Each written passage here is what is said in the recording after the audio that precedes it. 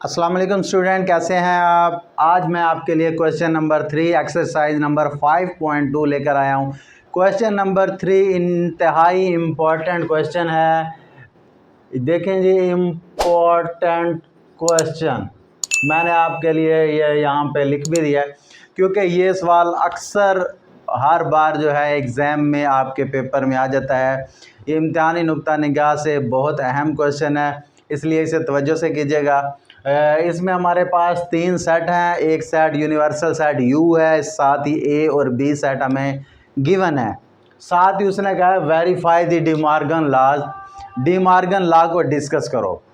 तो देखें, ये उसकी मेहरबानी है कि उसने नीचे हमें डिमॉर्गन लॉ का जो है क्वेश्चन बना के दे दिया है। अगर वो ना भी दे, यहाँ तक दे के वेरीफाई द डिमॉर्गन लॉ, तो वो दे सकता है और हमें जो है हल करना पड़ेगा। हमें पता होना चाहिए कि डिमॉर्गन लॉज कौन कौन से हैं। एक डिमॉर्गन लॉ मैंने लिखा है, दूसरा डिमॉर्गन लॉ सेम इस जैसा ही है, लेकिन उसमें यहाँ पे इंटरसेक्शन की जगह पे यूनियन है और यहाँ जहाँ यूनियन है वहाँ पे इंटरसेक्शन है। तो ये दूसरा जो है हमारा, यहाँ पहले वाले में यूनियन है और इक्वल ए का कम्प्लीमेंट, फिर इंटरसेक्शन बी का कम्प्लीमेंट। तो ये दो डिमॉर्गन्स लॉ हैं। तो वो अगर इन दोनों को ना भी दे, आपको सिर्फ यही कहे कि वेरीफाई द डिमॉर्गन्स लॉ और ऊपर आपको सेट्स दे दे, तो आपको आ जाना चाहिए। वो जो है अपनी जगह पे दुरुस्त होगा। आप ये ना कहें कि ये हमें नहीं दिया, अगर दे दिया तो उसकी मेहरबानी है। तो चलें बेटा, इसे हम हल करने की कोशिश करते हैं। ये वाला हमारा क्वेश्चन है, इस क्वेश्चन को, ये डिमॉर्गन लॉ है, तो इसे हम हल करने की कोशिश करते हैं। दोनों साइडें, लेफ़्ट साइड और राइट साइड को हल करके हम इक्वल साबित कर देंगे और जो हमारा सवाल जो है हल सॉल्व हो जाएगा।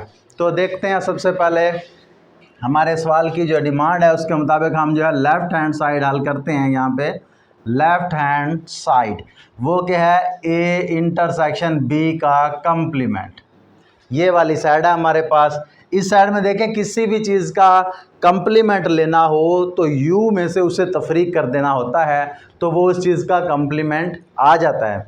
तो ये इसी को भी मैं वैसे ही लिखूंगा, यू में से अगर मैं तफरीक कर दूं ए इंटरसेक्शन बी को, तो ए इंटरसेक्शन बी का कम्प्लीमेंट आ जाएगा। जिस चीज़ का भी हमने कम्प्लीमेंट लेना है, उस चीज़ को हमने यू में से माइनस करना है। तो देखिए, यू में से मैंने इस पूरी रकम को माइनस किया ताकि इस पूरी का कम्प्लीमेंट आ जाए।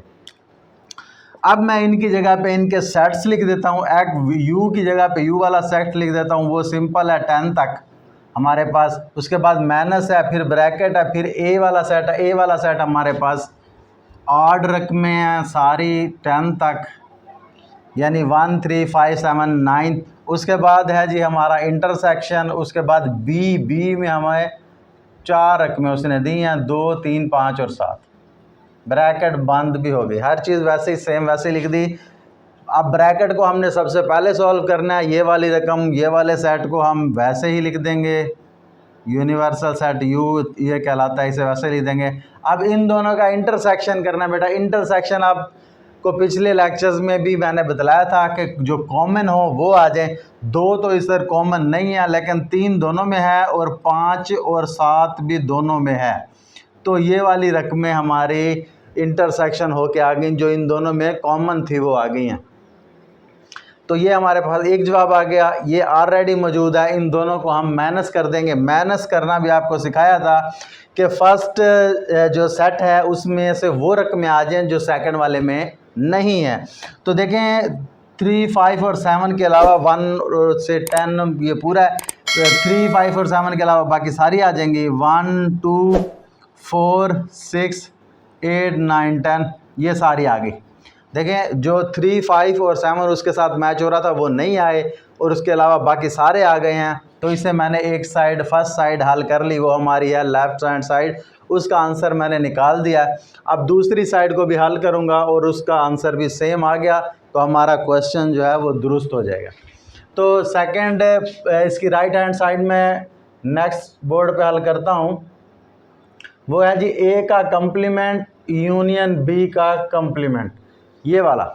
इसमें देखें, ए का अलहदा से कम्प्लीमेंट लेना है, बी का अलहदा से कम्प्लीमेंट। वहाँ तो इकट्ठा होल का कम्प्लीमेंट था, इसलिए हमने पूरी यू में से पूरे सेट को निकाल दिया था। यहाँ हम करेंगे कि U में से जब A को निकालेंगे A का कम्प्लीमेंट आ जाएगा, फिर यूनियन U में से B को निकालेंगे तो B का कम्प्लीमेंट अलग से आ जाएगा। तो ये हमारा सवाल जैसे हमें बता रहा था, हमने उस तरह उनका कम्प्लीमेंट लेना है। अब देखें, ब्रैकेटों की जगह पे ब्रैकेटें और हर सेट के नाम की जगह पे उसका हमने सेट लिख देना है। U की जगह पे उसका सेट लिख देंगे 1 2 3 4 10 तक हमारे पास अवेलेबल है। उसके बाद A है, A भी हमारे पास है 1 3 5 7 9।